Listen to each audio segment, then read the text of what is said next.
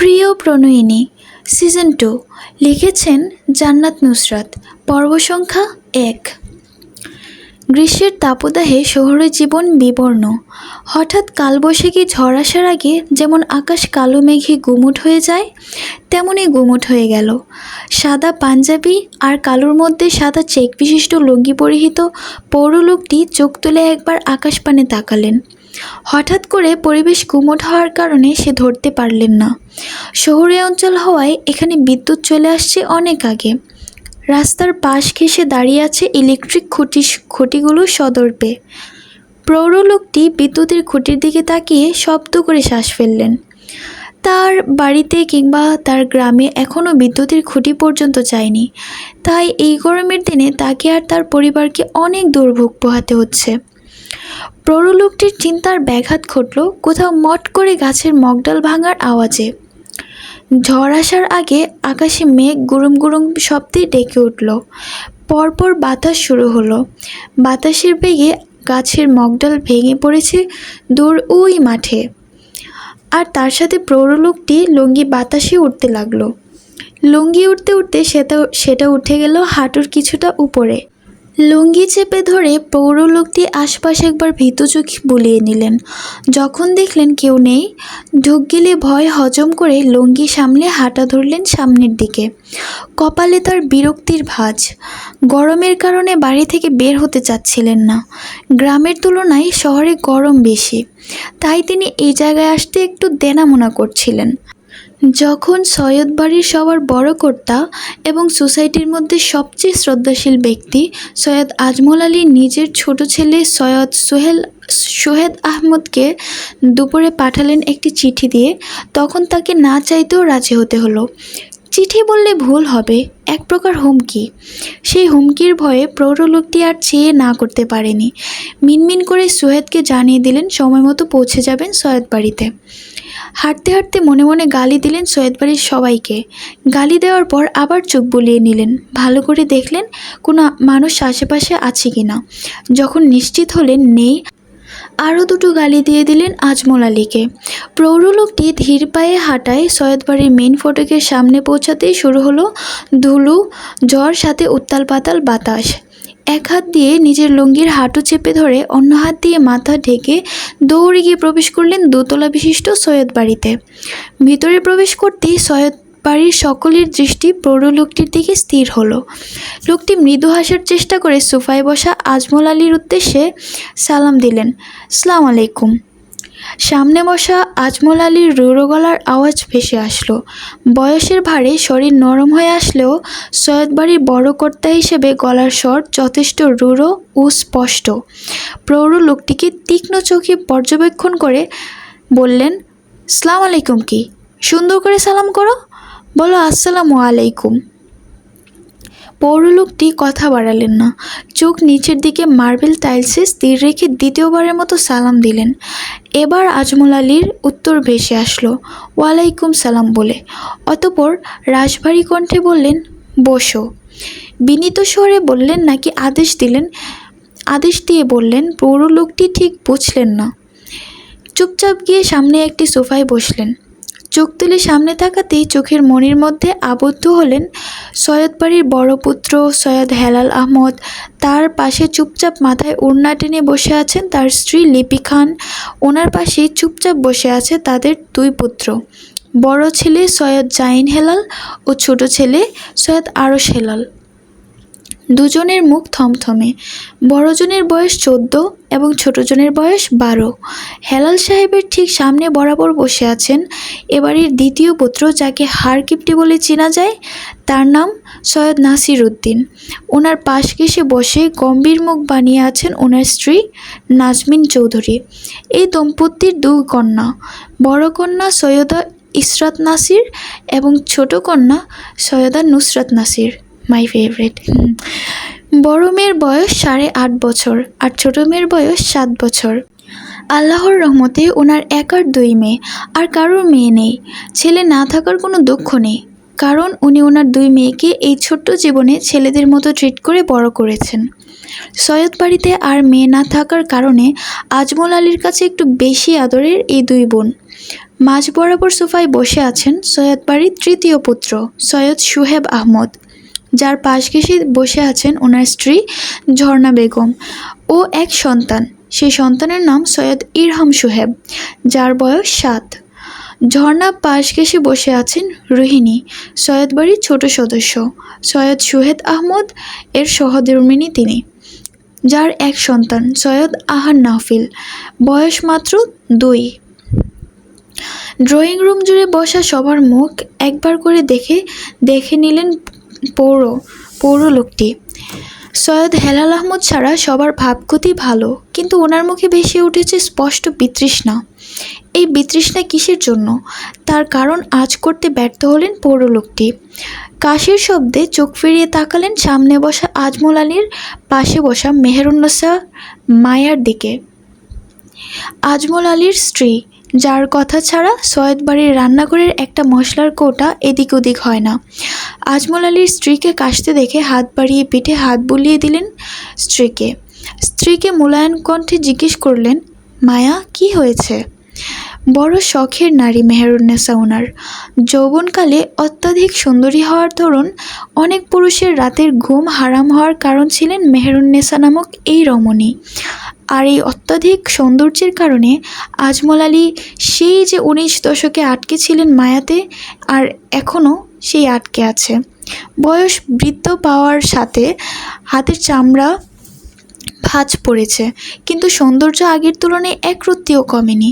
তার এই সৌন্দর্যে ভাগ নিয়েছে সৈয়দ বাড়ির বড় কন্যা ইসরাত। মেয়েটা যেমন সুন্দরী তেমনই স্বাস্থ্য ভালো, কিছুটা গুলুমুলু টাইপ। মুখের ধরনটাও মেহেরুন্নেসার মতো হওয়ার ধরুন সব থেকে বেশি আদর পায় সে মেহেরুন্নেসার কাছ থেকে। আজমল আলীর দিকে তাকিয়ে মেহেরুন্নেসার ঠোঁট এলিয়ে হেসে দুই পাশে মাথা নাড়ালেন, কোনো সমস্যা নেই বলে। আজমল আলী এবার নিজের দৃষ্টি স্থির করে পৌর লোকটির দিকে তাকালেন। রাশভারী গলায় জিজ্ঞেস করলেন, জানো তুমি তোমাকে এখানে কেন ডাকা হয়েছে? পৌর লোকটি উপর নিচ মাথা নাড়ালেন। আজমল আলী কিছুটা বিরক্তি নিয়ে বললেন, আরেকবার প্রশ্ন জিজ্ঞেস করলে মুখ দিয়ে কথা বলবে। তুমি বোবা নও যে মাথা উপর নিচ দুলাচ্ছ। পৌর লোকটি ধমক খেয়ে মিনমিন করে আওড়ালেন, ঠিক আছে। আজমল আলী শব্দ করে শ্বাস ফেললেন। বড় ছেলের দিকে একবার তাকিয়ে দেখে নিলেন মুখের ভাবগতি। তিনি মুখ দেখে খুব ভালো করে পড়ে নিতে পারেন মানুষের মনের কথা। ছেলের মনে এখন কি চলছে তাও খুব সহজে ধরে নিতে পারলেন।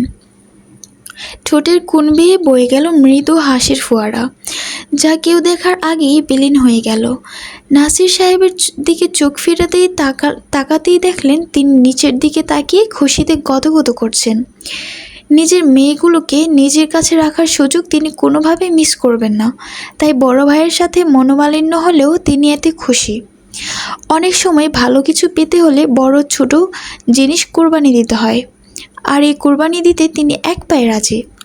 আজমল আলী নাসির সাহেবের দিকে চোখ ফিরিয়ে নিলেন, পৌর লোকটির দিকে দৃষ্টি জ্ঞাপন করলেন এবং শান্ত গলায় বললেন, ইমাম, বিয়ে পড়ানো শুরু করুন।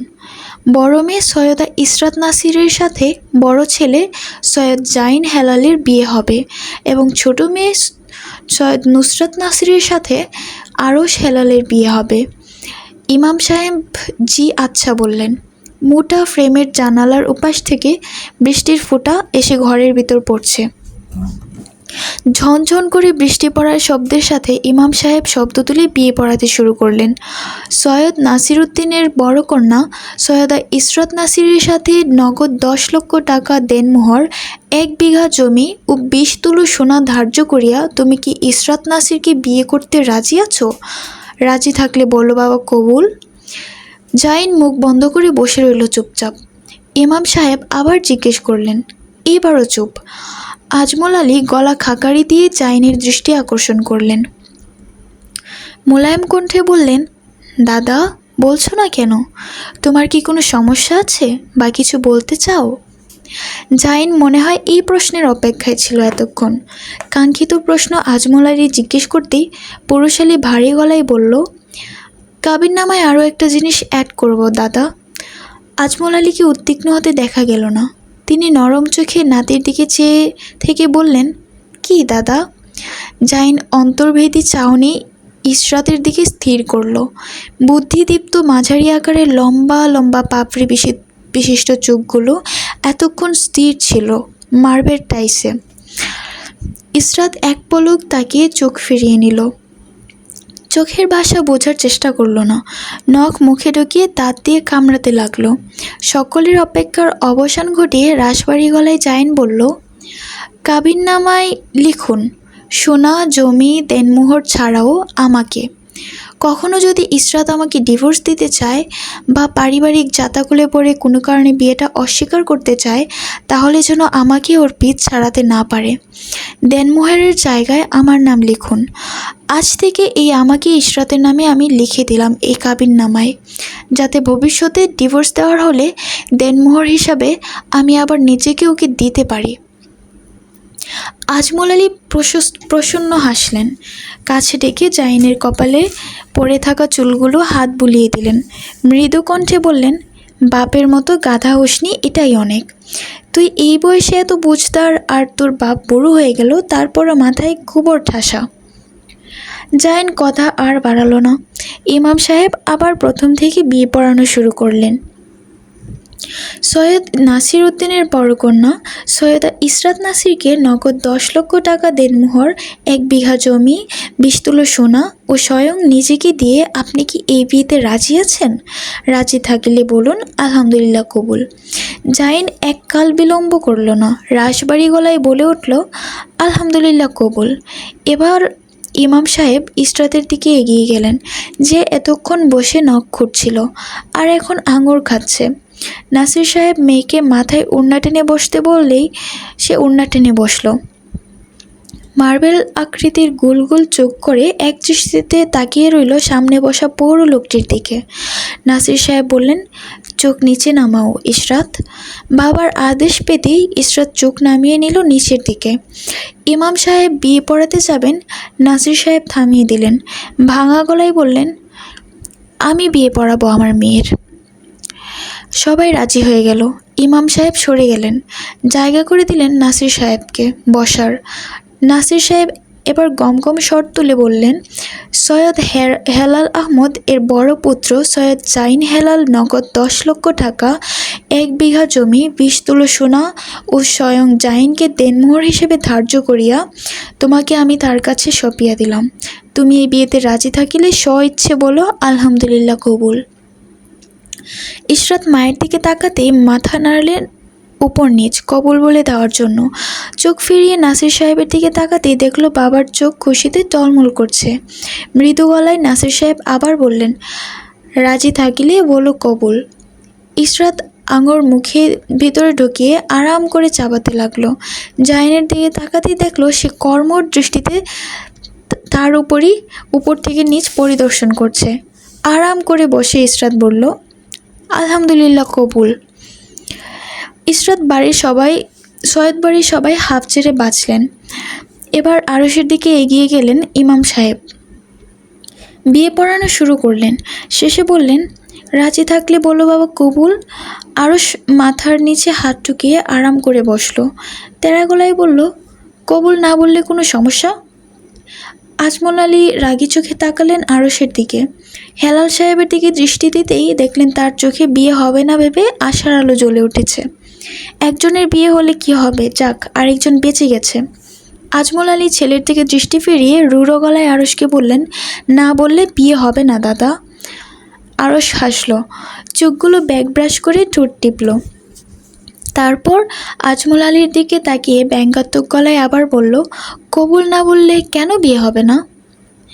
আজমল আলী যথাসম্ভব নিজের ক্রোধ সামলে বললেন, হয় না বলেই হয় না, কবুল আমাকে বলতেই হবে। আজমল আলী এবার বেশ শব্দ করে চোখ থেকে ছোট লেন্সের চশমা খুলে সেন্টার টেবিলে রাখলেন। রাগী স্বরে নাসিরকে বললেন, বলেছে ছেলেটা 3 বার কবুল, এবার তুই দাদুনকে বিয়ে পড়া। আরশ মনে মনে শয়তানি হাসি হাসল। বাবার মুখের দিকে তাকাতেই দেখলো এতক্ষণ পরিতৃপ্তি নিয়ে হাসা মুখটা পাংশুটে বর্ণ ধারণ করেছে। আরশের দিকে দৃষ্টি স্থাপন করতেই পিঠে হাত বুলিয়ে দীর্ঘশ্বাস ফেললেন। আরশও সমপরিমাণ ব্যথিত হয়ে দীর্ঘশ্বাস ফেলল, কিন্তু নিজ মনে ঠিকই বিড়বিড় করে আওড়ালো, আলহামদুলিল্লাহ কবুল। নুসরাতের পালা এলো যখন, নাসির সাহেব কিছু বলার আগেই নুসরাত চিৎকার দিয়ে বলে উঠল, আলহামদুলিল্লাহ কবুল, কবুল, কবুল, কবুল। ড্রয়িং রুমে মুখ গম্ভীর করে বসা আজমল আলী শব্দ করে হেসে উঠলেন এই পর্যায়ে। নুসরাত আর ইসরাতকে নিজের দুই পাশে বসিয়ে আদর করে দিলেন। জাহিন আর আরশকেও করে দিলেন। সবার শেষে ইরহামের কপালে চুমু খেয়ে বললেন, তুই রাগ করিস না, আরেকটা মেয়ে থাকলে তোর সাথেও বিয়ে দিতাম। কথাটা শেষ করে উচ্চ শব্দে হাসলেন। বাবার সাথে তাল মিলিয়ে হাসলেন ছোট তিন পুত্র। কিন্তু বড় পুত্রের মুখে অমাবস্যার মতো অন্ধকার নেমে আছে, ঠোঁটে নেই এক চিলতে হাসি। আজমল আলী আর ফিরে তাকালেন না হেলাল সাহেবের দিকে। রাগ করলে করুককে, তিনিও তার জেদ নিয়ে অটুট। বাবা ভাইয়ের এই নীরব স্নায়ুযুদ্ধ পরিবারের সবাই চুপচাপ দেখল, কেউ টু শব্দ করল না। আজমল আলী যা সিদ্ধান্ত নিয়েছেন আজ পর্যন্ত তার কোনো খারাপ দিক বের হয়নি, তাই এবারও চোখ বন্ধ করে সবাই আজমল আলীর উপর বিশ্বাস রাখছেন। সবার মধ্যে বেঁকে বসেছেন হেলাল সাহেব। বাবার এই সিদ্ধান্ত তিনি মেনে নিতে পারছেন না। পরিবারের ভিতরে বিয়ে তিনি কোনো কালে চাননি, আর তার বাবাই ভাইয়ের মেয়ের সাথে তার ছেলে দুটির বিয়ে দিয়ে দিলেন। নিজের অভিমান চেপে উঠে দাঁড়ালেন। এতক্ষণ অনেক কষ্ট করে এখানে বসেছিলেন, আর পারবেন না তিনি। অসার পা বাড়ালেন নিজের রুমের দিকে, পেছন রেখে গেলেন বিষণ্ণ হয়ে বসে থাকা আজমল আলীকে। জোর করে বিয়ে দিয়ে এবার আজমল আলী নিজেই একটু দ্বিধায় ভুগছেন।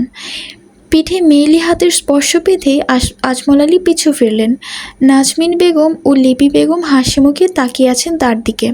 দুইজন পিঠে হাত বুলিয়ে দিয়ে নিচু গলায় বললেন, আব্বা, সব ঠিক হয়ে যাবে, চিন্তা করবেন না। মাগরিবের আজান দিতেই সবাই যে যার রুমে ফিরে গেল। ড্রয়িং রুমে একা একা বসে রইলেন নাসির সাহেব, নুসরাত ও ইশরাত। বাহিরে তখনও ঝুমঝুম শব্দ তুলে বৃষ্টি পড়ছে। মোমবাতি দুটো সেন্টার টেবিলে রাখা। বিদ্যুৎ সংযোগহীন হয়েছে অনেকক্ষণ।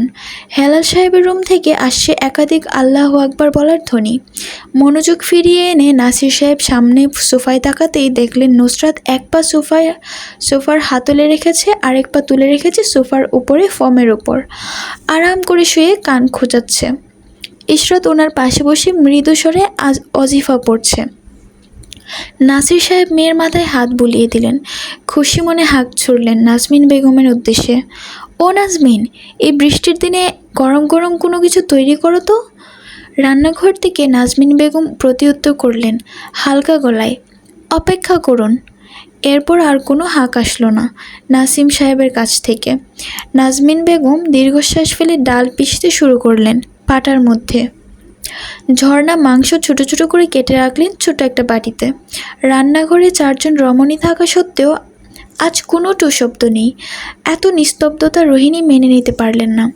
নিজেই আগ বাড়িয়ে যাদের সাথে কথা তুললেন বিয়ে বিষয়ক। জিজ্ঞাসা গলায় লিপি বেগমকে বললেন, বড় আপা। লিপি বেগম মশলা তৈরি করছিলেন। রোহিণীর ডাকে কেঁপে উঠলেন, হকচকিয়ে গিয়ে বললেন, হুম। এবার রোহিণী গলা খাদে নামিয়ে নিলেন। নম্রতা বজায় রেখে জিজ্ঞেস করলেন, বড় আপা, বড় ভাইয়া বিয়েতে মত দিলেন না কেন? লিপি বেগমের হাত থমকে গেল। উদাস দৃষ্টি জায়ের দিকে দিয়ে বললেন, পরিবারে নাকি ভাঙন ধরবে এতে। ভাঙন ধরার হলে তো এমনিতেই ধরতো এতদিনে, তাই না রে মেজো? নাজমিনের দিকে প্রশ্ন ছুড়ে দিয়ে লিপি বেগম তাকিয়ে রইলেন চুপচাপ। লিপি বেগমের প্রশ্নের উত্তর ঝটপট দিলেন নাজমিন বেগম, জি আপা। রোহিণী কিছু বুঝলেন না, সব তার মাথার উপর, দুই হাত উপর দিয়ে গেল। ঝর্ণা বেগম মাংস কাটা হাত নিয়ে কপালে রাখলেন। রোহিণী বেগমকে বকা দিয়ে বললেন, বোকাটা এখনও বুঝেনি, বড় আপা বুঝিয়ে বলো। লিপি বেগম মাটির উনুনে পাতিল বসিয়ে হাসলেন। ঝর্ণা বেগমকে হালকা ধমক দিয়ে বললেন, তুই ওকে ধমকাচ্ছিস কেন রে সেজো? দাঁড়া, আমি তোকে খুলে বলছি সব কিছু। রোহিণী বেগম ঝর্ণা বেগমের ধমক খেয়ে মুখ চুপসে গিয়েছিল।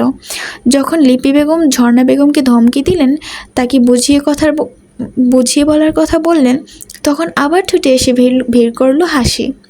ঝর্ণা বেগম আর নাজমিন বেগম সেটা খেয়াল করে হালকা হাসলেন।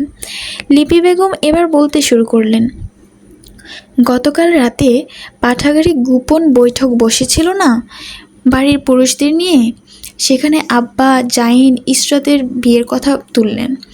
রোহিণী কথা থামিয়ে জিজ্ঞেস করলেন, শুধু কি জাহিন ইসরাতের? এবার নাজমিন বেগম মৃদুস্বরে বললেন, রোহিণী অবাক গলায় জিজ্ঞেস করলেন, তাহলে নুসরাত আর আরশ এলো কোথা থেকে? রোহিণী গলা থেকে বিস্ময় ঝরে পড়ছে। গোল গোল চোখে চেয়ে আছেন বড় জাতের দিকে। তার এরকম বিষয় নিয়ে প্রশ্ন আর গোল গোল চাউনি দেখে বড় জায়েরা উচ্চ শব্দে হেসে উঠলেন। ঝর্ণা বেগম পারে না তো এখানে গড়াগড়ি খেয়ে হাসতে। রোহিণী গাল ফোলালেন। 2 বছরের বাচ্চার মা হয়েও এখনও 18 সেই কিশোরীদের মতো গাল ফোলান তিনি। আরেক দফা জায়েরা তাকে নিয়ে হেসে গড়াগড়ি খেল। এবার বেজায় জটে গেলেন রোহিণী 3 জায়ের উপর। রাগী গলায় বললেন, আপা তোমরা জোট বেঁধে আমাকে নিয়ে হাসছো, একদিন আমারও দিন আসবে, সেদিন তোমাদের নিয়েও আমি হাসবো। লিপি বেগম মিছিমিছি চোখ বড় বড় করে 2 জায়ের দিকে তাকালেন। রোহিণীকে সান্ত্বনা দিয়ে বললেন, এই নাজমিন, ঝর্ণা, হাসছিস কেন ওকে নিয়ে? দুটোকে ধরে লাগাবো না? ঝর্ণা বেগম আর নাজমিন বেগম এতক্ষণে পেট চেপে রাখা হাসি ফুস করে ছেড়ে দিলেন। দুইজনের হাসি দেখে লিপি বেগমও হেসে দিলেন। পরপর রোহিণীও উচ্চ শব্দে হেসে দিলেন। 4 জন রমণী কোনো কারণ ছাড়া নিজেদের দিকে তাকিয়ে কিছুক্ষণ পরপর হাসলেন। চোখের কোণে পানি জমা হওয়ায় লিপি বেগম চোখ মুছে নিলেন হাতের তালু দিয়ে। হাসি কোনোরকম ছেপে বললেন, আর হাসাবি না আমায়, খবরদার। লিপি বেগম চোখ রাঙানি দিয়ে নাজমিন বেগম হু হা করে হেসে উঠলেন। চোখ হাঁটুতে চেপে ধরে বললেন, আপা কিছুক্ষণ আমরা কেউ কারোর দিকে তাকাবো না, তাহলে হাসি একটু হলেও কমবে। হাসির চোটে নাজমিন বেগমের কথাগুলো এবড়ো তেবড়ো হয়ে আসলো। সবাই মেনে নিলেন। তারপর যে যার কাজ গোছাতে লাগলেন। 4 জন এক যাও কারোর দিকে ফিরে তাকালেন না কিছুক্ষণ। লিপি বেগম পাতিলে তেল দিয়ে ডালের ভরা ভাজতে ভাজতে রোহিণীকে উদ্দেশ্য করে বললেন, শোন ছোট, তোর আব্বা তো শুধু 2 জনের বিয়ের কথা তুললেন, কিন্তু উনি বেঁকে বসলেন। মেজো ভাইয়ের খুশির কারণ তো তুই বুঝতে পারছিস, তার মেয়ে তার কাছে থাকবে, এটাই বড় ব্যাপার। ইশরাতের জন্মের পরেই মেজো ভাই বলেছিলেন বিয়ে দেবেন না বলে, আর এই প্রস্তাব পাওয়ার পর হাতে জিলাপি পাওয়ার মতো খুশি হয়েছিলেন। আমার ওনাকে বেঁকে বসতে দেখে আব্বা কিছুক্ষণ চুপচাপ তাকিয়ে রইলেন। জিজ্ঞেস করলেন, কেন বেঁকে বসেছেন? জুৎসই কোনো কারণ দেখতে পারলেন না। তোরা তো জানিস আব্বা কীরকম লোক। ওনার কাছ থেকে যুক্তিসঙ্গত উত্তর না পেয়ে তেরা গলায় বললেন, তুমি কোনো জুৎসই উত্তর দিতে পারলে না হেলাল, তাই তোমার এই বেঁকে বসার জন্য শাস্তি হিসেবে ছোট ছেলের সাথে নাসিরের ছোট মেয়ের বিয়ে নির্ধারণ করা হলো। রোহিণীর মুখে এক হাত চাপলেন। বিস্ময়ে তার অক্ষিকুটুর থেকে অক্ষিগুলো বের হয়ে আসছে। মৃদু চেঁচিয়ে জিজ্ঞেস করলেন, আপা বড় ভাইয়া তো এসব তোমাকে জানায়নি, তাহলে তুমি এটা জানলে কিভাবে? এবার চোর ধরার মতো 3 যা মুখ লুকিয়ে ফেললেন ওড়নার আড়ালে। রোহিণী সন্দেহী নজরে তাকাতেই 3 জন একসাথে বোকা হেসে নাজমিন বেগম বললেন, গোপন বৈঠকের কথা শুনে আমি, আপা আর ঝর্ণা 3 জন মিলে কান পেতেছি দরজার ওই পাশে। তাদের গলা তো বাজ খায়, ধীরে ধীরে কথা বললেও জোরে বের হয়, তাই শুনতে কোনো অসুবিধা হয়নি। রোহিণী ব্যাঙের মতো হা করে ফেললেন। দুঃখী দুঃখী চোখে যাদের দিকে তাকাতেই দেখলেন তারা কাচুমাচু করছে। কাঁদো কাঁদো গলায় বললেন, তোমরা একা একা কান পাততে চলে গেলে, আমাকে সাথে নিলে না? মনে হয় রসগোল্লা খাইতে গেছিল। ঝর্ণা বেগম সতর্ক চোখে বাইরের দিকে একবার তাকালেন। রোহিণীকে শাসিয়ে বললেন, ধীরে কথা বল ছোট, শুনতে পাবে ভাইয়ারা। আর তোকে আমরা নিয়ে যেতাম কান পাততে, ওইখানে গিয়ে যদি আহান কান্না করে, সেটা ভেবে আপারা আমি নিয়ে যাইনি। বাড়ির কর্ত্রীরা ফিসফিস শব্দ করে আরও অনেক কথা বলল বাড়ির কর্তাদের নিয়ে, যা বাড়ির কর্তাদের অগোচরে রয়ে গেল। লাঠি ভর দিয়ে রুমের ভেতর পায়চারি করছেন মেহেরুন্নেসা এদিক থেকে ওদিক। আজমল আলী বাথরুমে গিয়েছেন। হাঁটতে হাঁটতে বারবার চোখ ফিরিয়ে তাকালেন বাথরুমের দরজার দিকে। কাঙ্ক্ষিত ব্যক্তি তখনও বাথরুমে। এবার বিরক্ত হয়ে মেহেরুন্নেসা দুর্বল পা ফেলে এগিয়ে গেলেন দরজার সামনে। হালকা হাতে থাপ্পড় দিতে যাবেন, দরজা তখনই দড়াম করে ওয়াশরুমের দরজা খুলে গেল। আজমল আলী দরজা খুলে ভ্রু কুঁচকে স্ত্রীর পানে তাকিয়ে রইলেন। মেহেরুন্নেসা একই ভঙ্গিতে বুক ভ্রু বাঁকিয়ে স্বামীর দিকে তাকিয়ে রইলেন। রাগী স্বরে আজমল আলীকে জিজ্ঞেস করলেন, আপনি ওকে বিয়ে দিছেন কে? হেলাল যখন রাজি হয় নাই তখন জোর করবার কি দরকার আছিল? আমারে কি সব খইলা কইবেন আপনি? আজমল আলী স্ত্রীর জিজ্ঞাসা দৃষ্টি অবজ্ঞা করে পাশ কাটিয়ে চলে গেলেন। আরাম করে বিছানায় বসলেন। হাতের লাঠি আর মোমবাতি একপাশে রেখে স্ত্রীকে হাতের ইশারায় কাছে ডাকলেন। মেহেরুন্নেসা কপালে বিরক্তির ভাঁজ ফেলে এগিয়ে গেলেন স্বামীর দিকে। রাগী চোখে স্বামীর দিকে তাকিয়ে পাশ ঘেঁষে বসলেন। আজমল আলী মোটা গম্ভীর গলায় এবার স্ত্রীর উদ্দেশ্যে বলতে শুরু করলো, শোনো, তোমার বড় ছেলের প্রবাসী ফেরার আর দিন কত? মেহেরুন্নেসা ভ্রু বাঁকিয়ে নিলেন। জিজ্ঞেস করতে যাবেন বিয়ের সাথে প্রবাস যাওয়ার কী সম্পর্ক, তার আগেই বুঝে গেলেন আজমল আলীর স্ত্রীর মনের কথা। আদেশ সহকারে বললেন, আগে বলো দিন কত, তারপর তোমার সব প্রশ্নের উত্তর পাবে মায়া। মেহেরুন্নেসা এবার খানিকটা দমে গেলেন। হাতের আঙুল চেপে দিন গুনতে লাগলেন। গণনা শেষে মৃদু গলায় আওড়ালেন, এই তো সামনের সোমবারের পরের সোমবার, মাইনে 9 দিন পর। কিন্তু এইটার সাথে বিয়ার কী সম্পর্ক আমি বুঝলাম না। আজমল আলী স্ত্রীর কাজ চেপে ধরলেন। স্ত্রীকে জিজ্ঞেস করলেন, আমাকে বিশ্বাস করো তুমি? মেহেরুন্নেসা মাথা উপর নিচ নাড়ালেন। আজমল আলী মোলায়েম কণ্ঠে বললেন, তোমার ছেলে এবার প্রবাসে গেলে আর ফেরত আসতো না। মেহেরুন্নেসা ভ্রু কুঞ্চিত করে ফেললেন। দ্বিধা নিয়ে স্বামীকে জিজ্ঞেস করলেন, আপনি জানলা কিভাবে?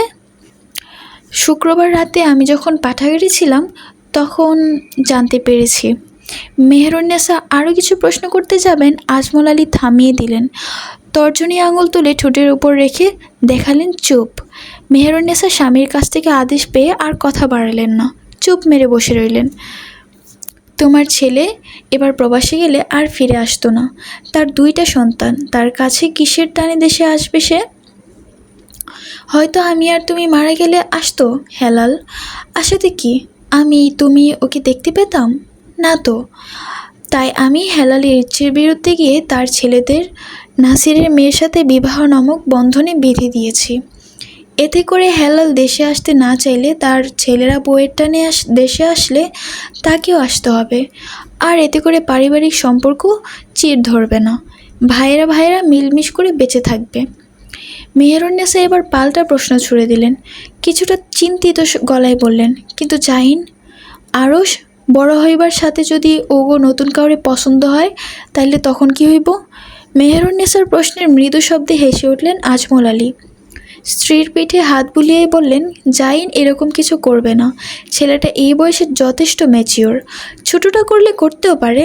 আচ্ছা, এসব নিয়ে এখন ভেবে কি হবে? যখন হবে তখন দেখা যাবে। সারাদিনে অনেক ধকল গিয়েছে, এবার একটু শুয়ে আরাম করো। মেহেরুন্নেসা মাথা নাড়লেন।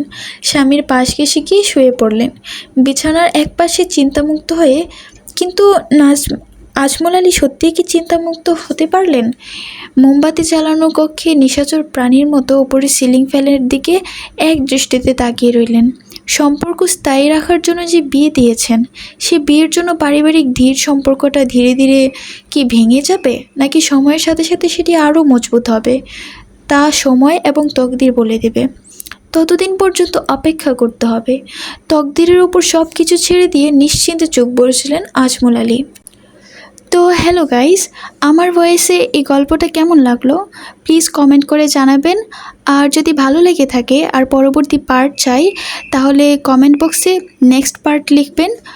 আর হ্যাঁ, অবশ্যই আপনাদের এক একটা লাইক কমেন্ট আমার জন্য অনেক ইন্সপিরেশন নিয়ে আসে। আর আমার নতুন করে আরও ভিডিও বানাতে আরও বেশি অনুপ্রেরণা জাগে। সো আপনারা কমেন্ট করবেন, লাইক শেয়ার করবেন। এই তো, ভালো থাকবেন, সুস্থ থাকবেন, আল্লাহ হাফেজ।